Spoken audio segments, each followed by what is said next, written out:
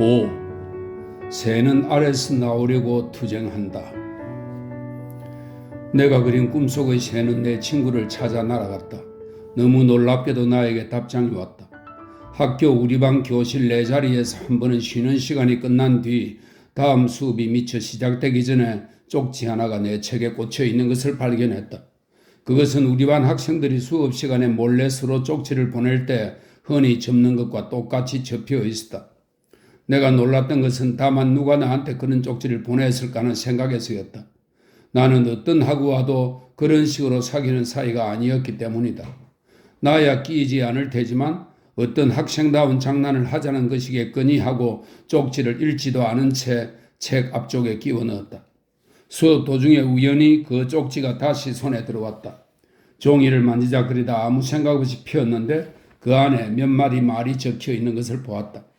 그 위로 시선을 한번 던지고는 말 한마디에 사로잡혀 버렸다. 나는 놀라 읽었다. 그 사이 나의 가슴은 운명 앞에서 큰 추위가 닥친 듯 오그라들었다. 새는 알에서 나오려고 투쟁한다. 알은 세계이다. 태어나려는 자는 하나의 세계를 깨뜨려야 한다. 새는 신에게로 날아간다. 신의 이름은 아브락사스. 이 글줄을 몇 차례 읽은 뒤 나는 깊은 생각에 빠졌다. 어떤 의심도 불가능했다. 이것은 데미안이 보낸 답장이었다. 나와 그 말고 그 새에 대해 아는 사람은 있을 수 없었다. 내 그림을 그가 받은 것이다. 그는 이해하였고 내가 해석하는 것을 도운 것이다. 하지만 이 모든 것이 서로 무슨 관련이 있단 말인가?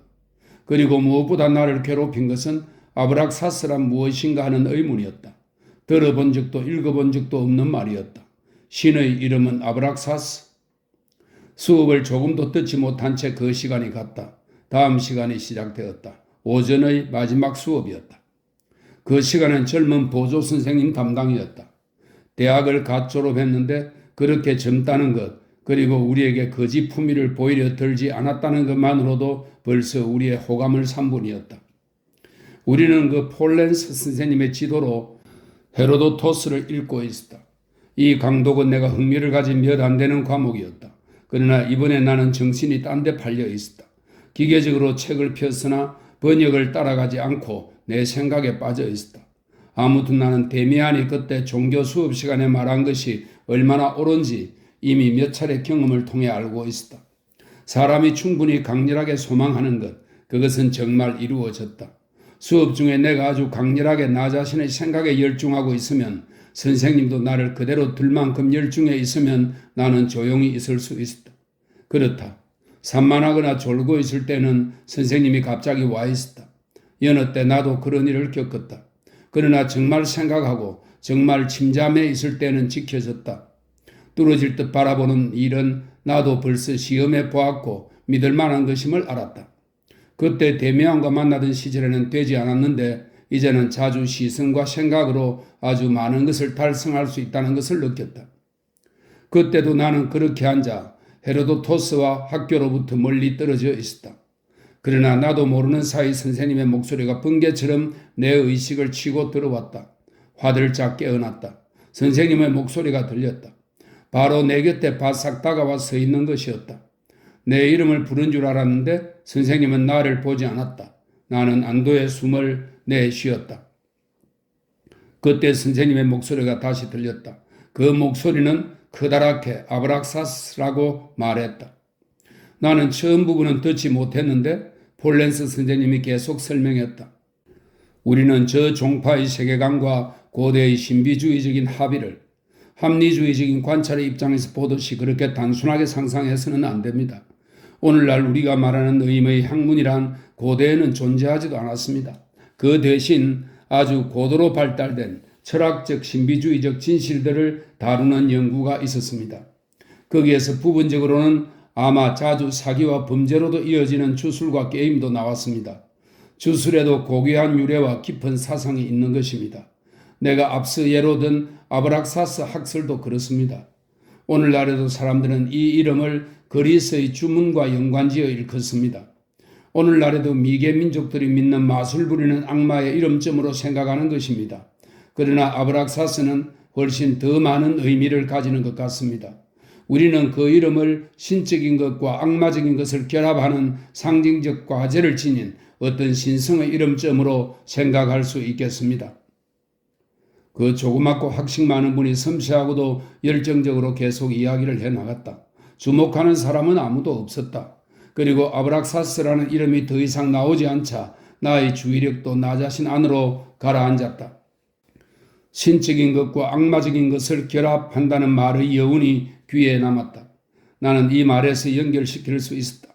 그 말은 우리 우정의 마지막 시절 데미안과 나는 대화들에서 친숙한 것이었다. 당시에 데미안이 말했다.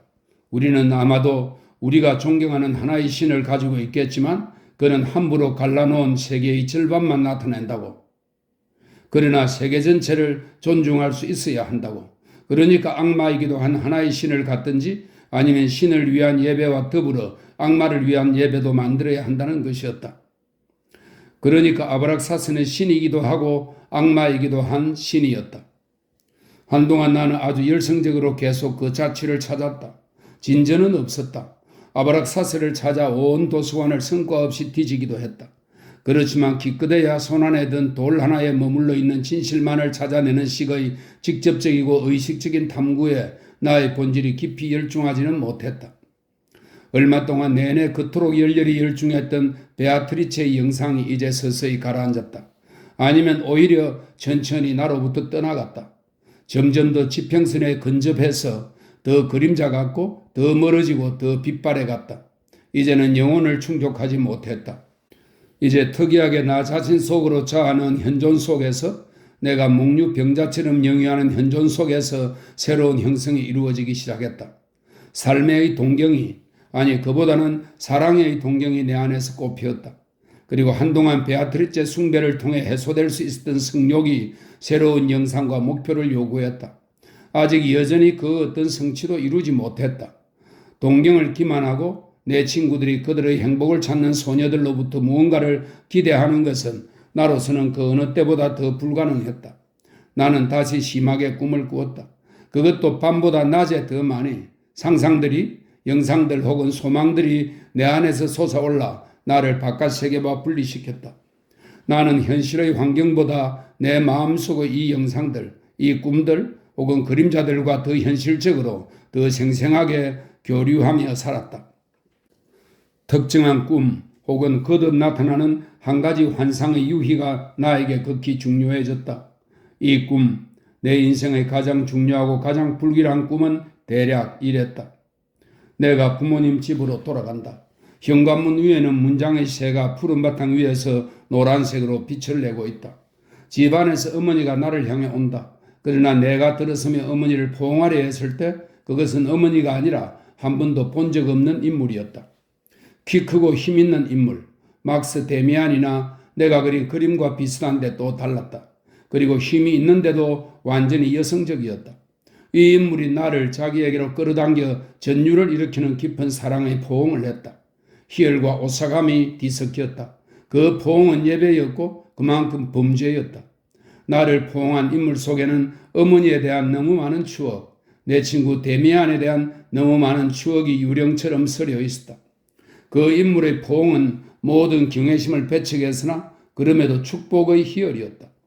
나는 자주 깊은 행복감을 느끼며 죽음의 두려움과 격심한 양심의 가책을 느끼며 무서운 죄악에서 벗어나듯 이 꿈에서 깨어났다. 다만 서서히 그리고 무의식적으로 이 완전히 내면적인 영상의 바깥으로부터 내게로 온 찾아야 할 신에 대한 신호 사이에서 하나의 결합이 이루어졌다. 그리고 이 결합은 그 후 더 긴밀해졌고 더 내밀해졌으며 나는 바로 이 예감의 꿈속에서 내가 아브락사스를 불렀음을 느끼기 시작했다. 희열과 오사감이 섞이고 남자와 여자가 섞이고 지고와 추악이 뒤얽히고 깊은 죄에는 지극한 청순함으로 충격을 주었다. 나의 사랑의 꿈의 영상은 그러했다. 그리고 아브락사스도 그러했다. 사랑은 이제 더 이상 처음에 겁을 먹고 느꼈던 것처럼 동물적인 어두운 충동이 아니었다. 그리고 그것은 이제 또한 더 이상 내가 베아트리체의 영상에 바친 것 같은 경건하게 정신화된 숭배 감정도 아니었다. 사랑은 그 둘 다였다. 둘 다이며 그것들을 훨씬 넘어서는 것이었다. 사랑은 천사상이며 사탄이고 하나가 된 남자와 여자, 인간과 동물, 지구의 선이자 극단적 악이었다. 이 양극단을 살아가는 것이 나의 운명으로 정해져 있는 것처럼 보였다. 이것을 맛보는 것이 나의 운명으로 보였다. 나는 운명을 동경하고 운명을 두려워했지만 운명은 늘 그곳에 있었다. 늘 내 위에 있었다. 이듬해 봄에 나는 김나지움을 떠나 대학으로 가기로 되어 있었다. 아직 어디서 뭘 해야 할지 몰랐다. 코 밑에는 수염이 조금 자랐다. 나는 성인이었다. 그렇지만 완벽하게 무력하고 목표가 없었다. 단 한 가지 내 속의 목소리, 그 꿈의 영상만 확실했다. 나는 그 영상의 인도에 맹목적으로 따라가야 한다는 의무를 느꼈다. 그러나 어렵게 느껴졌다. 그리고 날마다 반항했다. 내가 돌았나 보다고 때때로 생각했다. 어쩌면 내가 다른 사람들과 같지 않은 걸까? 그러나 다른 사람들이 해내는 것은 나도 전부 할 수 있었다.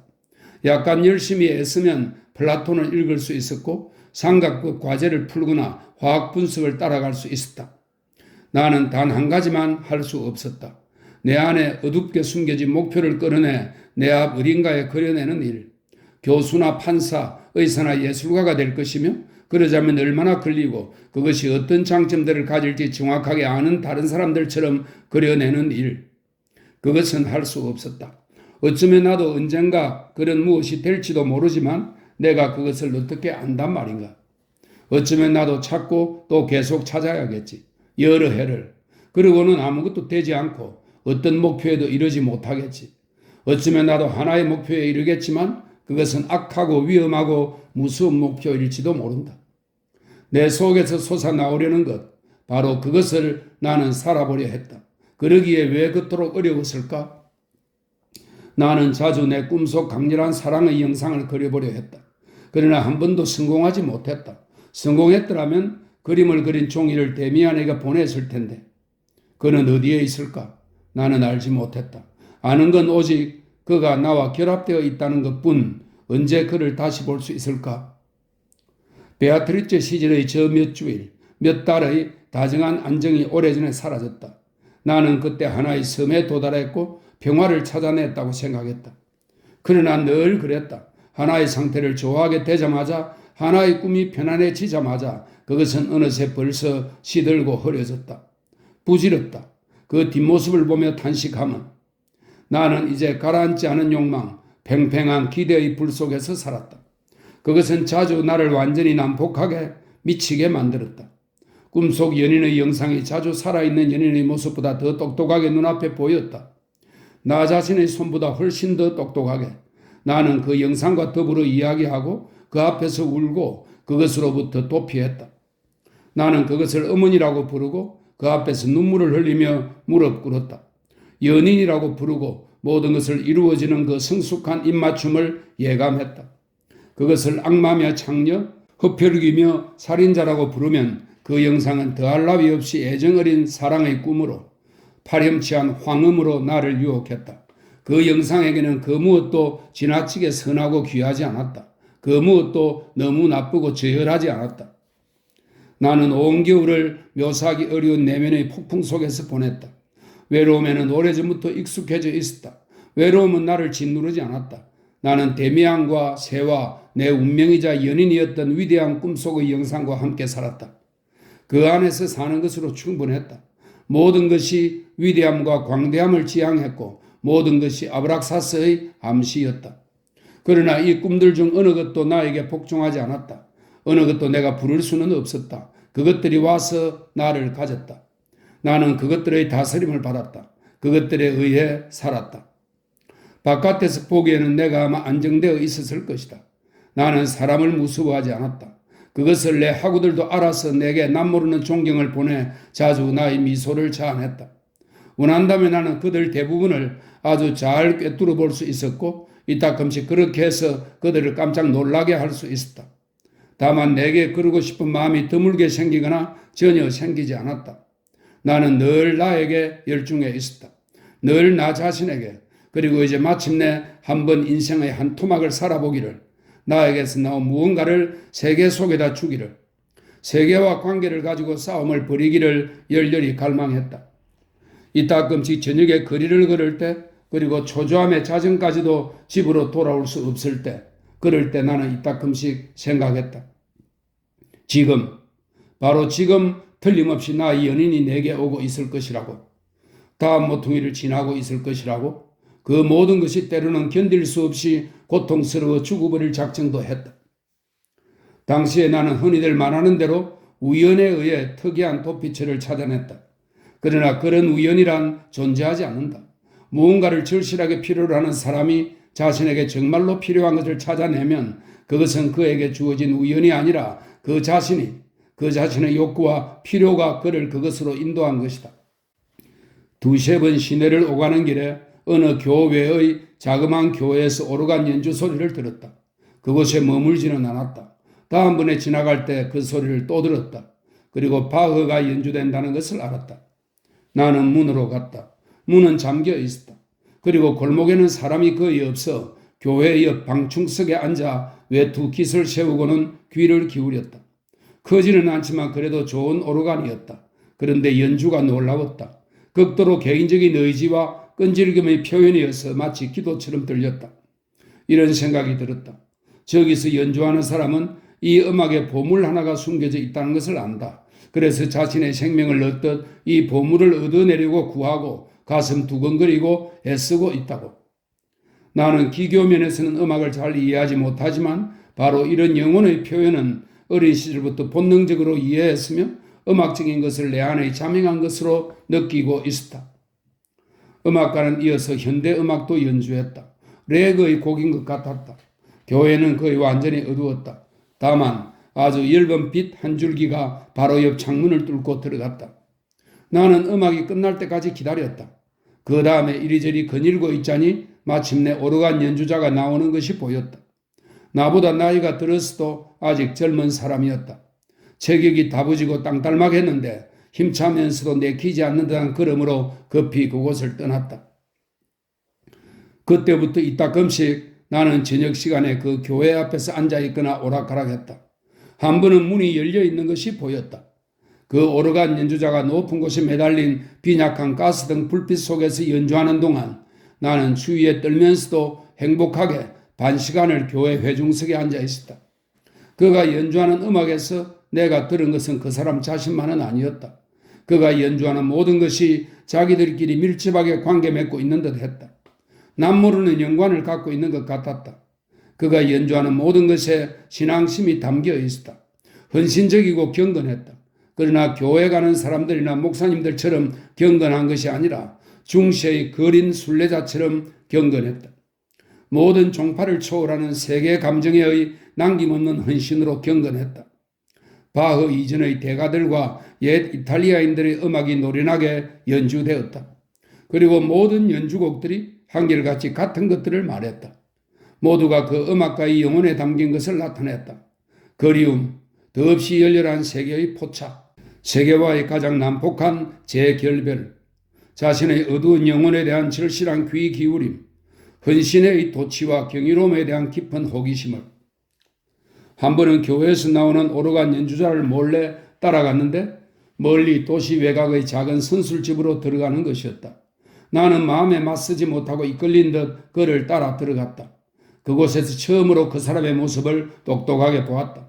그는 작은 술집 한 모퉁이에 있는 주인 맞은편 테이블에 머리에는 까만 펠트직 모자를 쓰고 포도주 한 잔을 앞에 놓은 채 앉아 있었다. 그의 얼굴은 내가 기대했던 대로였다. 못생기고 약간 거칠었으며 탐색적이고 완고하고 고집스럽고 의지에 차 있었다. 그러면서도 입 주위는 부드럽고 어린아이 같았다. 남성다운 강함은 모두 눈과 이마에 모여 있었다. 얼굴의 아랫부분은 여리고 미성숙했다. 자제되지 않고 부분적으로는 약간 약했다. 우유부단함이 여실히 보이는 턱은 이마나 시선과는 대조적으로 소년다웠다. 자부심과 적의에 찬 짙은 갈색 눈이 호감을 주었다. 나는 말없이 그 맞은편에 앉았다. 술집에 다른 사람은 아무도 없었다. 그가 마치 쫓아버리는 듯이 나를 쏘아보았다. 그렇지만 나는 버텨냈으며 마침내 그가 우악스럽게 툴툴거릴 때까지 눈을 떼지 않고 그를 바라보았다. 대체 무엇 때문에 그렇게 빌어먹게 쏘아본다 말이오? 나한테 원하는 거라도 있어? 선생님한테 원하는 건 없습니다. 내가 말했다. 벌써 선생님에 대해 많은 것을 알고 있는데요. 그가 이 말을 찌푸렸다. 그래, 음악 팬이요? 음악 때문에 얼빠지는 게 난 구역질하는데? 나는 겁먹지 않고 물러서지 않았다. 벌써 선생님 음악을 들었습니다. 저 바깥에 있는 교회에서요? 내가 말했다.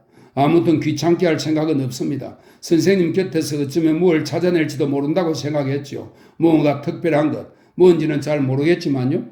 그런데 선생님은 제 말을 전혀 듣고 싶지 않으신 것 같군요. 저는 선생님께 귀 기울이는데요. 교회에서 말입니다. 난 언제나 문을 잠그는데 최근에 그걸 잊어버리셨습니다. 저는 안에 앉아 있었고요. 보통 때는 바깥에 서 있거나 방충석 위에 앉아 있었습니다. 그래요? 다음번에는 들어오시구려. 안은 한결 따뜻하오. 그럴 때는 그냥 문을 두드리시오. 노크는 힘차게 해야 돼요. 내가 연주하는 동안은 하지 말고. 자, 시작합시다. 무슨 말을 하려 했어? 아주 젊은 사람이로군. 아마 학생이거나 대학생이겠군. 음악가요? 아니요, 음악을 즐겨 듣습니다. 그러나 그냥 선생님이 연주하시는 것 같은 거요. 아주 절대적인 음악. 한 인간의 천국과 지옥을 흔들고 있다고 느껴지는 음악이요. 음악이 정말 좋아요. 음악은 별로 도덕적이지 않기 때문이라고 생각합니다. 다른 모든 것은 도덕적이죠. 저는 도덕적이지 않은 무언가를 찾고 있습니다. 늘 도덕적인 것에 시달렸거든요. 저 자신을 잘 표현할 수가 없네요. 아시죠? 신인 동시에 악마인 신이 틀림없이 있다는 것. 그런 신이 있었다죠. 그런 이야기를 들었습니다. 음악가는 넓은 모자를 약간 뒤로 젖히고 검은색 머리카락을 넓은 이마로부터 흔들어 쓸어넘겼다. 그러면서 나를 꿰뚫을 듯 바라보며 테이블 넘어 나에게로 얼굴을 숙였다. 나직하면서도 호기심에 찬 목소리로 그가 물었다.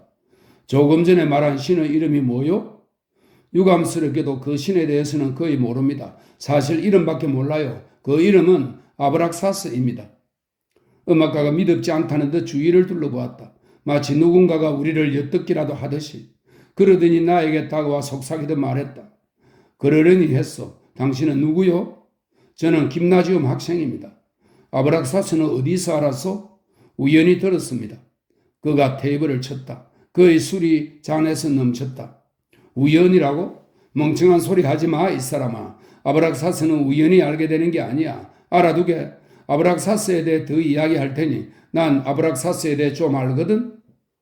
그가 입을 다물고 자기가 앉은 의자를 뒤로 밀었다. 내가 잔뜩 기대에 차서 바라보자 그는 얼굴을 찌푸렸다. 여기서는 아니고 다음번에 그때 들으시오. 그러면서 그는 벗어놓은 외투 호주머니를 뒤져 군밤 몇 개를 꺼내 내게로 던졌다. 나는 아무 말도 하지 않고 그것을 받아서 먹었고 매우 만족했다. 그러니까 그가 한참 뒤에 나직이 말했다. 어디서 알았어? 그에 대해서? 나는 망설이지 않고 말했다.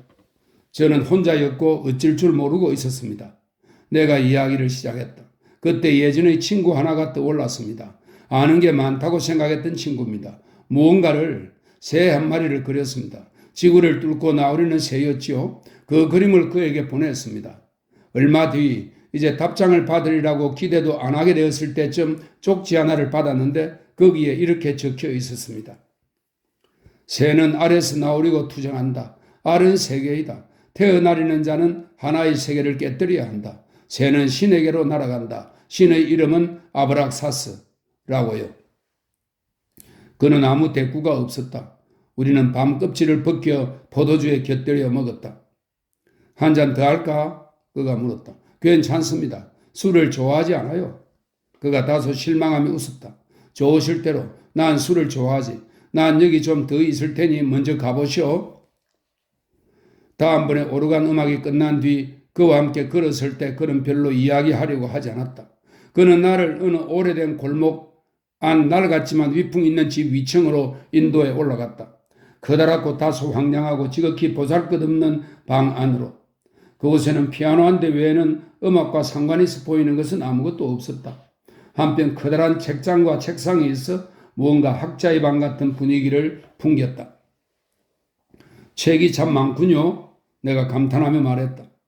일부는 우리 아버지 장서요. 아버지 댁에 살고 있거든. 그래 젊은이. 난 아버지 어머니 집에 살아. 그러나 자네를 부모님께 소개할 수는 없어. 나의 교우 관계가 이 집에서는 크게 존중받지 못하거든. 나는 버려진 자식이요. 아시겠지? 우리 아버지는 빌어먹게 존경할 만한 분이지. 이 도시에서 유명한 목사님이고 설교자시지. 그런데 나는 바로 환히 알아두시도록 말하자면 그분의 재능 있고 장래가 촉망되는 아드님이시고, 그러나 궤도를 벗어나 어느 정도 돌아버린 아들이지. 나는 신학도였는데 국가고시 직전에 그놈의 답답한 대학을 그만두어 버렸어. 사실 개인적인 연구를 보면 나는 여태도 신학도인데 말이요. 때에 따라 사람들이 어떤 신들을 그때그때 생각해냈는지 그것이 나에게는 늘 가장 중요한 관심사였어. 그 외에 나는 지금 음악가이며 곧 자그마한 오르간 연주자 자리를 얻게 될 것 같소. 그러면 나도 교회에 가게 되는 거지.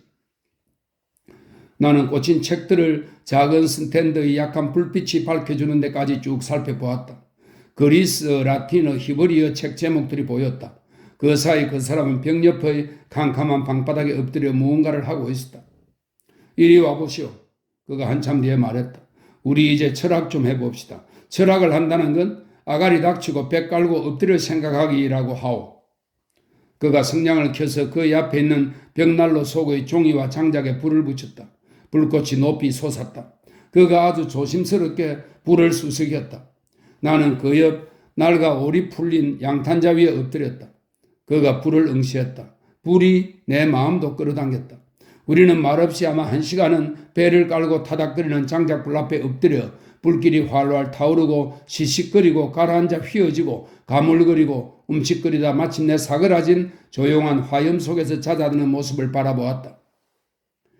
배화는 인간이 창안해낸 것 중 가장 멍청한 짓만은 아니었어. 그가 혼자서 한번 웅얼거렸다. 그 밖에는 둘 중 누구도 한마디 하지 않았다. 나는 굳은 눈으로 불을 응시하며 꿈과 정적 속으로 침잠해 연기 속에서 어떤 영상들을 보았고 제 속에서도 영상들을 보았다. 한 번은 내가 화들짝 놀랐다. 함께 불을 보고 있던 그 사람이 이글거리는 불 속에 송진을 조금 던졌던 것이다. 조그맣고 날렵한 불꽃이 솟았다. 그 속에서 나는 노란색 매의 머리를 가진 그 새를 보았다. 꺼져가는 난로불이 황금빛으로 장렬하는 실가닥을 한데 모아 그물로 만들었다. 문자와 영상들이 나타났다. 얼굴들, 동물들, 식물들, 벌레와 뱀들에 대한 추억들이 나타났다. 문득 정신이 들어 상대방 쪽을 바라보니 그는 턱을 두 주먹 위에 놓은 채 몰두하여 신들린 듯 제 속을 응시하고 있었다. 이제 가야 되겠는데요?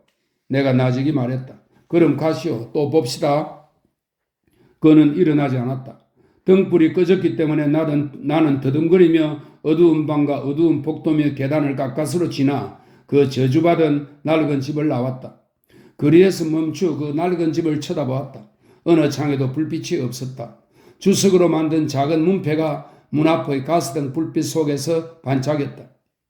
수석 목사 피스토리우스라고 적혀 있었다. 집에 가서 저녁을 먹고 혼자 내 작은 방에 앉아 있을 때 비로소 내가 아브락사스에 대해서도 피스토리우스에 대해서도 아무것도 듣지 못했으며 우리가 주고받은 말이 10마디도 안 된다는 생각이 들었다. 그러나 나는 그 집을 찾아갔던 것이 아주 만족했다. 게다가 그가 다음번에는 아주 뛰어난 오래된 오르간 음악 작품인 북스테우데의 파사칼리아를 들려주겠다고 약속한 터였다. 나는 몰랐지만 내가 그와 함께 벽난로 앞 그의 침울한 은둔자 방의 바닥에 엎드려 있던 때 오르간 연주자 피스토리우스가 나에게 첫 수업을 해준 것이었다. 나는 불을 들여다보는 것이 기분 좋았다. 불을 들여다보는 것은 내 안에 잠재되어 있었지만 사실 한 번도 보살핀 적이 없는 내면의 성향들을 강화하고 확인시켜 주었다. 차츰 내게 부분 그것들이 명확해졌다. 어린아이일 때부터 나는 때때로 형태가 기괴한 자연물을 바라보는 버릇이 있었다.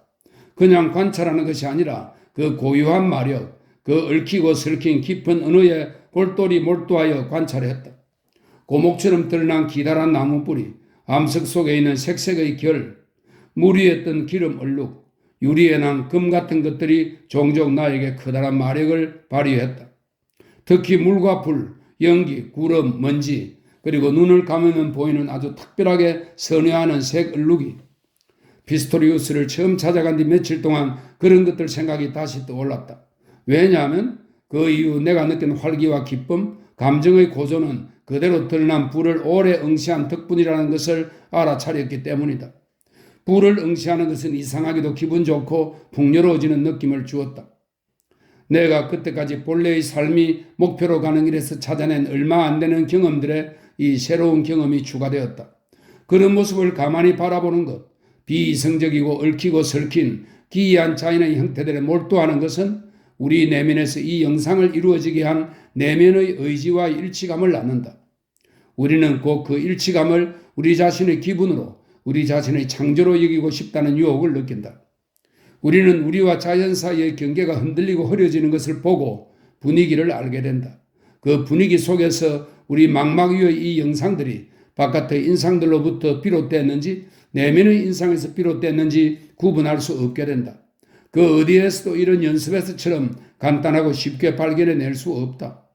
우리가 어느 정도나 창조자인지, 우리 영혼이 얼마나 지속적으로 세계의 끊임없는 창조에 관여하는지를 우리 안에서 그리고 자연 안에서 활동하는 것은 오히려 똑같은 불가분의 신성이다. 바깥 세계가 몰락한다 해도 우리 중 하나는 그 세계를 다시 세울 수 있다. 산과 강, 나무와 잎, 뿌리와 꽃, 자연의 모든 영상이 우리 마음속에 미리 만들어져 있어 영혼에서 나오기 때문이다. 영혼의 본질은 영원하며 그 본질을 우리는 알 수 없다. 그러나 그 본질은 대개 우리가 사랑의 힘과 창조력으로 느낄 수 있도록 주어진다. 몇 해가 지나서야 나는 어느 책에서 이 관찰을 뒷받침할 여러 근거들을 발견했다. 즉 많은 사람들이 침을 뱉어놓은 담벼락을 바라보는 것이 얼마나 훌륭하고 깊은 자극을 주는지에 대해서 언젠가 이야기한 레오나르도 다빈치. 축축한 담벼락에 있는 그 얼룩들 앞에서 그는 피스토리우스와 내가 불 앞에서 느낀 것과 똑같은 것을 느꼈다. 우리가 다음번에 함께 있게 되었을 때 그 오르간 연주자는 설명했다. 우리는 우리의 개성의 경계를 늘 너무나도 좁게 우리는 늘 우리가 개인적이라고 구분해 놓은 것, 상이하다고 인식하는 것만 개성이라고 생각해. 그러나 우리는 세계의 총체로 이루어져 있어. 우리 하나하나가 말이야. 그리고 우리 몸이 진화의 계보를 물고기에 이르고 훨씬 더 멀리까지 자선 안에 지니고 있는 것과 똑같이 우리 영혼도 일찍이 인간 영혼들 속에 살았던 모든 것을 지니고 있지. 그리스인들이나 중국인들에게서든 아프리카 종족에게서든 일찍이 존재했던 모든 신과 악마가 우리 속에 있어. 거기 있는 거야. 가능성으로, 소망으로, 탈출구로. 인류가 멸종하고 아무런 교육도 받지 않았지만 상당한 재능을 지닌 어린아이 하나만 남는다면 이 아이는 사물들의 전체 과정을 다시 찾아낼 거야. 그 애가 신이 되어 수호신, 낙원, 계율과 금기, 신약과 구약 모든 것이 다시 만들어질 수 있을 거야. 좋습니다.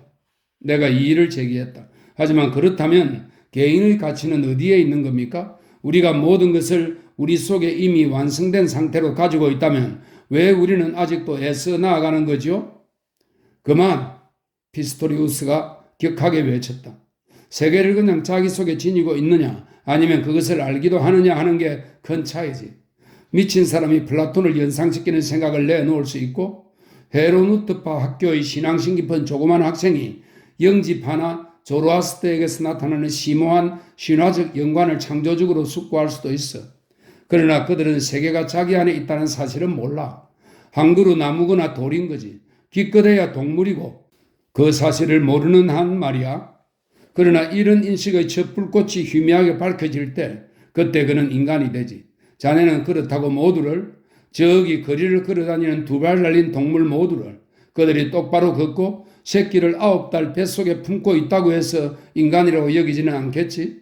그들 중 얼마나 많은 사람이 물고기거나 양, 버러지거나 거물이인 줄은 알겠지. 얼마나 많은 사람이 개미인지, 얼마나 많은 사람이 벌인지. 자, 그들 하나하나 속에 인간이 될 가능성이 있지. 그러나 각자가 그 가능성들을 예감함으로써 부분적으로는 심지어 그것들을 의식하는 것을 배움으로써 비로소 그 가능성들은 자기 것이 된다네. 우리의 대화는 대략 이런 식이었다. 대화에서 완전히 새로운 것, 전적으로 놀라운 것이 나오는 일은 드물었다. 그러나 모든 대화가 가장 진부한 대화마저도 나직하고 꾸준한 망치질로 내 마음속의 한 점을 계속 두드렸다. 모든 대화가 나의 형성에 도움이 되었다. 모든 대화가 내 허물을 벗는 일에, 알 껍데기를 부수는 일에 도움이 되었다. 그리고 한 번 한 번의 대화에서 짙부서진 세계의 껍데기를 뚫고 마침내 나의 노란색 새가 머리를 조금 더 높이 조금 더 자유롭게 쳐들어 그 아름다운 맹금의 머리를 불쑥 내밀었다. 번번이 우리는 서로의 꿈에 대해 이야기했다. 피스토리우스는 꿈풀이를 할 줄 알았다. 놀라운 예 한 가지가 아직도 기억에 남아있다. 내가 날 수 있는 꿈을 꾸었다. 나는 알 수 없는 힘에 의해서 어느 정도 큰 도약으로 대기를 가르고 내던져졌다. 이 비상의 느낌이 기운을 북돋았으나 내가 의지와 상관없이 위태로운 고공을 획획 날게 되자 곧 두려움으로 변했다. 그러나 호흡을 멈추었다가 한꺼번에 힘껏 토하는 식으로 상승과 하강을 조절할 수 있다는 구원 같은 발견을 했다. 그 꿈에 대해 피스토리우스가 말했다. 자네를 날게 만든 도약, 그것은 누구나 가지고 있는 우리 위대한 인류의 재산이지. 그것은 모든 힘의 뿌리와 연결되어 있다는 느낌이야. 그러나 그것이 곧 두려워져. 그것은 빌어먹게 위험하지. 그래서 대부분의 사람들은 저렇듯 차라리 날기를 포기하고 법 규정에 따라 인도 위를 걷는 쪽을 택하지. 그런데 자네는 그러지 않아. 자네는 계속 날고 있어. 유능한 젊은이에게 합당하게 말이야. 그리고 보게, 자네는 놀라운 것을 발견해. 자네가 점차 그 주인이 되는 것을 말이야. 자네를 계속 낚아채가는 커다랗고 알 수 없는 보편적 힘에 하나의 섬세하고 작은 자신의 힘이 더해지는 것을 발견해. 하나의 기관, 하나의 방향키 말일세. 이건 대단한 거야. 그것이 없다면 그냥 공중에 떠 있을 테지. 미친 사람들이 그러듯이 말이야. 자네에게는 인도를 걸어다니는 사람들에게보다 더 깊은 예감이 주어졌어. 그러나 거기에 맞는 열쇠와 방향키가 없어. 바닥 없는 곳으로 쏴 빨려 들어가고 있지. 그러나 자네는 말이야, 싱클레어, 자네는 그 일을 하고 있어. 그런데 어떻게 그러냐고? 자네는 아직 전혀 모르겠지. 자네는 그것을 새로운 기관, 즉 호흡 조절기로 하고 있어. 이제 자네의 영혼이 근본에 있어서 얼마나 개인적이지 못한가를 알 수 있을 거야. 이런 조절기를 고안해낸 게 자네의 영혼은 아니니까 말이야. 조절기란 새로운 게 아니야. 그것은 일종의 차용이지. 수천 년 전부터 존재하는 거야. 그것은 물고기의 평형기관인 불에이지. 실제로 불에가 동시에 흡하여서 상황에 따라서는 정말로 숨쉬는데 불에를 이용하는 진화가 덜 된 희귀한 물고기 몇 종류가 오늘날에도 있지. 그러니까 자네가 꿈에서 날 때 비행용 기포로 사용한 흡하와 한치도 어긋나지 않고 똑같이 말이야. 그는 나에게 동물학 책까지 한 권 가져와 진화가 덜 된 그 물고기들의 이름과 도판을 보여주었다. 나는 마음속에서 한 가닥 특이한 전율을 느끼며 진화의 초기 단계에서 나온 한 가지 기능을 생생하게 느꼈다.